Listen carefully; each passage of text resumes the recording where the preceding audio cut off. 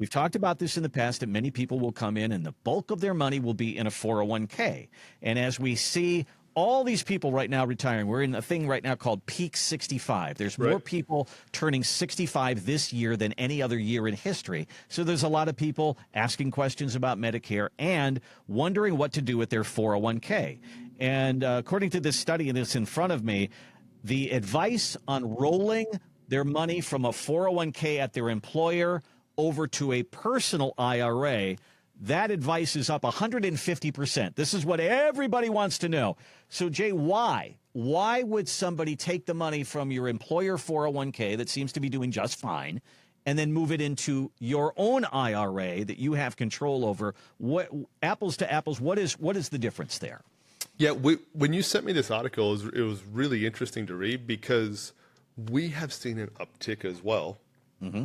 And I've got some ideas I'll share with you. I don't have the exact reason of what's driving it all of a sudden, but we'll be getting 3 to 5 calls a week now of people saying, hey, so-and-so referred me to you, I want to roll over my 401k. And that didn't used to happen in the past as much. It'd be like, kind of, people would consider it, but it's happening a lot more now. I think there's a couple of reasons why, right? There's more focus and there's more coverage, I guess is the word you could call it, on the 401k kind of complex and how it all works. And people are starting to educate themselves a little bit more on it, okay? So everyone has the option, almost everyone has the option, if they leave their employer, they can leave their 401k assets there. That's usually the case. Usually they have a minimum, hey, you got to have at least $1,000 or something like that. But most people could leave it there, right? So leaving it there is not the issue. These are the things that come into it, right? The first reason we see people talking to us is about investment options, okay? In most 401ks, you've only really got a handful of investment options. Mm-hmm. There's a large employer that a lot of our clients are retirees from that large employer in town, and their 401k there it's really got like maybe 7 or 8 options to invest in. So if you look at it, and I say that, someone's like, oh no, there's like 15 or 16. I was like, hey, half of these are life cycle funds, which we've talked about in the past before, right?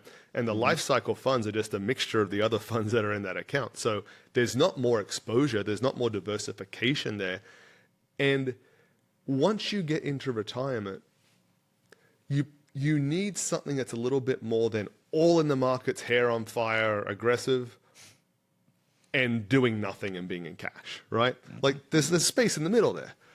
And that's where most people that are in the retirement years or getting close to it, that's the space they need to occupy, right? Is that middle space. And you don't see a lot of those options inside of 401ks. So you roll from a 401k into an IRA. We help people do this all the time. It's quite easy. Just got to do it the right way so there's no tax complications.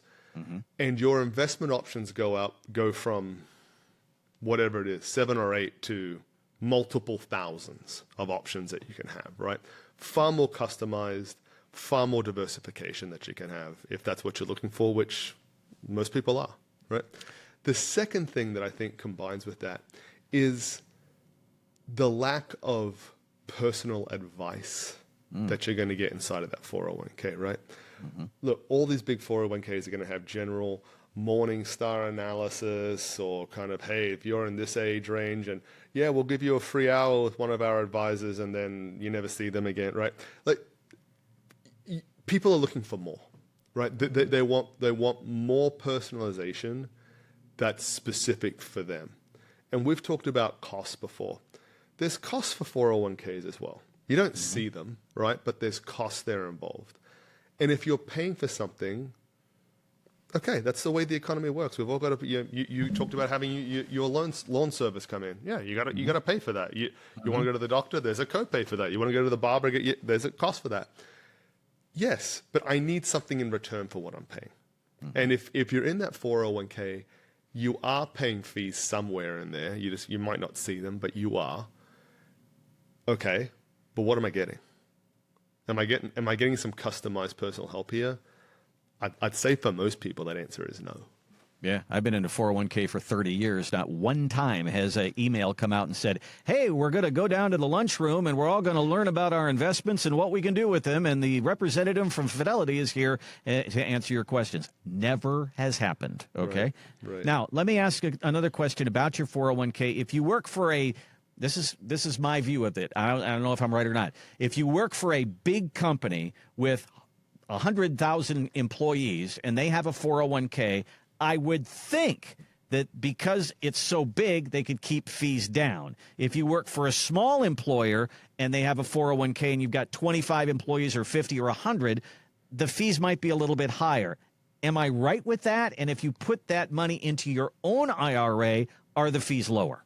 Yeah, in general, usually what you will see is that the larger the amount of assets in a 401k plan, the lower the administrative fees, et cetera, will be as well. Okay. Usually you do see that. I said at the beginning, there's more kind of exposure and coverage around the 401k side of it, costs, what you're getting.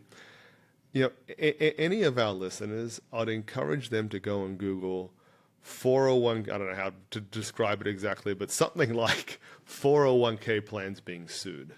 Oh, okay. Right? And you will see article after article after article of employees that have sued the companies they work for because the costs involved in the 401k was so high. Interesting. And that happens all the time. I think that's probably driving a lot of this as well, is because you don't see it, and fair enough, like I get it. Because you don't see it, you just say, well, it's not here. I guess it's free. And to be in the 401k. And the first thing I say to them is like, hey, they've got like an online website and they've got a number you can call and you say, yeah. Well, who pays for that?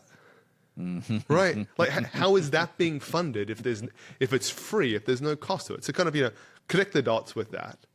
And then, there's more coverage around it. And so people say, hey, I'm better off moving out. That's not going to be everybody's situation, right? You might have the person who's like, oh, I've got 7 or 8 options. I manage it myself. Everything's fine. Like, no big deal. Yeah, so maybe. I don't think that's most people's situation. Well, moving your 401k from your employer to yourself, to your own personal IRA, I mean, you'll be amazed at the options there. I mean, if you wanted to put money in the tech sector over the last year and 2, 3, 4 years, we've seen the tech sector explode. But do you have that option to move money into that area in your employer 401k? Probably not. But you could probably find something in your own IRA that would do that. And if the economy decides to go south, then maybe you want to invest in utilities as one of those things that kind of buffers against that. Do you have that in your 401k? Probably not, but you probably would find that in your own personal IRA. So sit down with Jay and talk through that. There's a lot of people that are moving their money from their employer to themselves and their IRAs. That's not a taxable event if you do it correctly. So that's part of the conversation.